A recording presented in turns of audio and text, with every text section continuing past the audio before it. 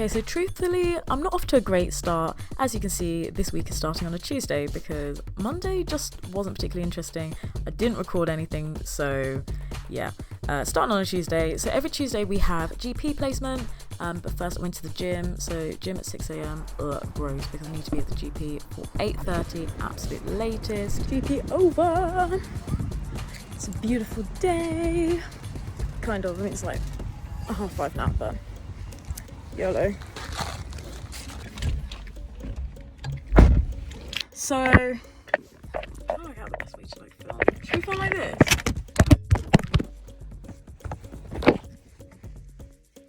Maybe we should not film like that. Just finished today's GP placement. Unfortunately, my lovely CP, my lovely clinical partner, wasn't here today. But like, it was actually quite a productive day. So what did we do? In the morning, so well, both days are like, so, you know what, actually I'm gonna say this when I get home because I am all talked out. But this evening I've got a tutorial, and then that's at 6:30. And then after that I am having dinner with a friend, so yeah, it's gonna be a good day. Okay, yeah, so I totally forgot to film this when I got home. So basically, this is me going to visit my friend. Now we're on to Wednesday. So this is me making coffee. How exciting.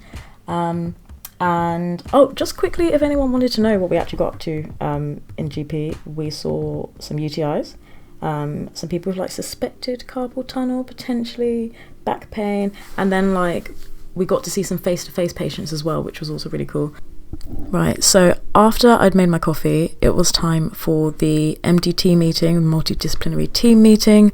And again, that was over Teams, and we discussed sort of like different patients, and that was really interesting to listen to. And then during that, the consultant that we've been allocated for this week of psychiatry asked us to read up on some different conditions. So that included depression, psychosis, and schizophrenia, because those conditions sort of are relevant to a lot of the patients that they deal with. So you see this book here, this is essentially everything that we can get asked in either the written or the practical exam for second year. So I kind of thought to try and be like a bit focused and specific when the consultant asked me to go over some of those conditions. I thought if I just go and find the learning objectives for those conditions, and I sort of know exactly what I need to know. So after I had a bit of a read of those conditions like schizophrenia, psychosis, etc., I then went on to Quizlet and then just started making a few flashcards. Just guess who's back? Me. Oh wait, I've just got to feed the fish. Feed the fish real quick.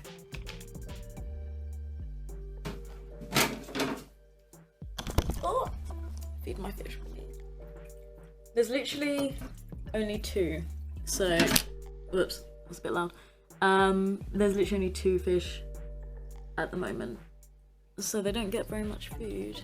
Okay, cool. So I want to talk really quickly about today. I went to, I can't remember what it was called. It's not a hospital. It's like loads of offices and then loads of like clinics for patients with like psychiatric conditions. So we went there to meet with the consultant that we've been allocated for this week, and she's so nice. And she like gave us sort of like a tour around the building, and we got to learn sort of the cool things that they do. So like, for example, they have like a early intervention team which tries to like identify sort of people who are suffering with psychosis early and treat them early rather, with the hopes that like the longer term outlook is better prognosis. Yeah. If it's treated younger. We then drove to a patient's house, like just to do like a check-in, like sort of yearly sort of review. And that was really cool. That was definitely a very, very interesting experience that I've never had before.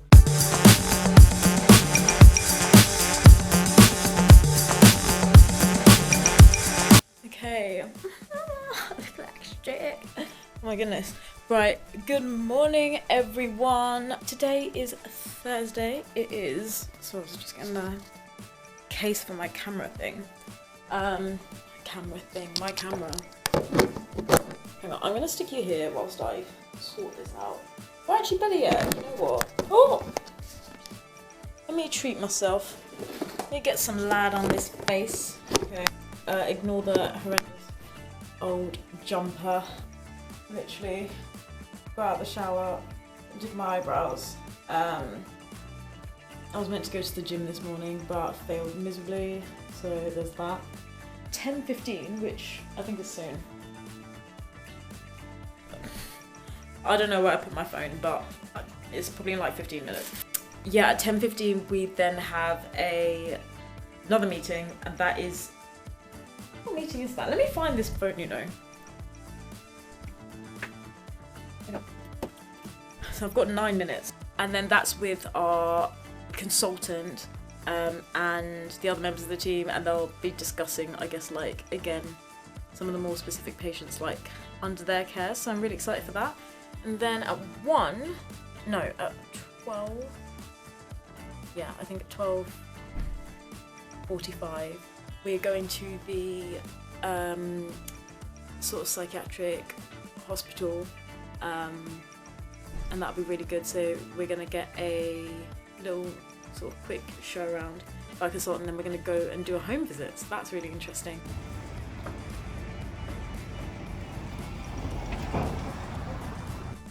So this actually ended up being quite a long day because we did 2 home visits. So we had lunch in between the 2 home visits. So after the first one, we walked into town, and this is us in Starbucks getting some caffeine, much needed caffeine and sugar.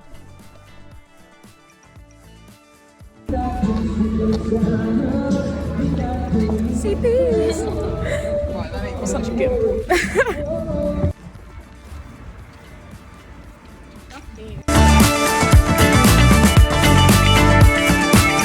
Okay, so we made it to Friday.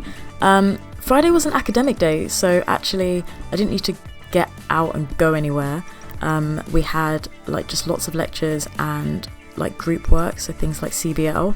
And so basically I started off the day by, and I'm actually dead proud of myself, went to the gym, and then I'm trying to sort of like plan my days out, just because, especially with ADHD, like I just feel that everything's so unfocused and I don't even know what I'm trying to achieve, if that makes any sense. It probably doesn't. So I found this like random planner template on the internet, and I was kind of just filling it out just with things like what I wanted to do that day, things to go on my to-do list, tasks that needed to be completed.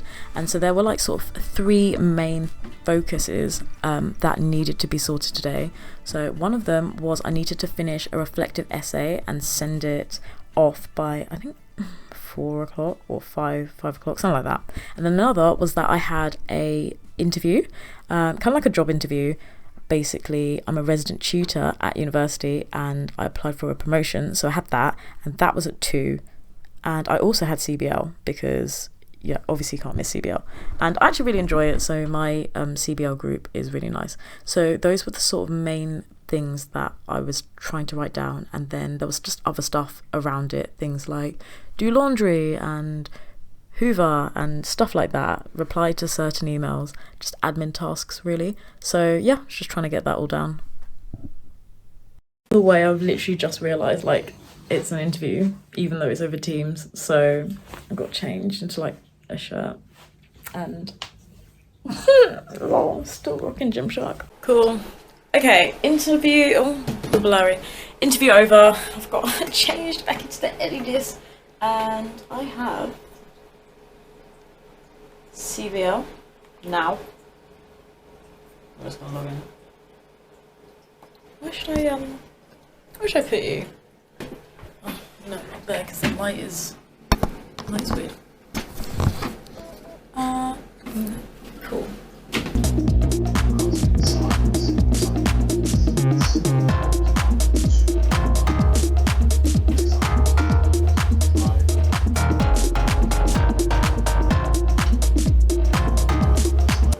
This week's CBL case was on anemia.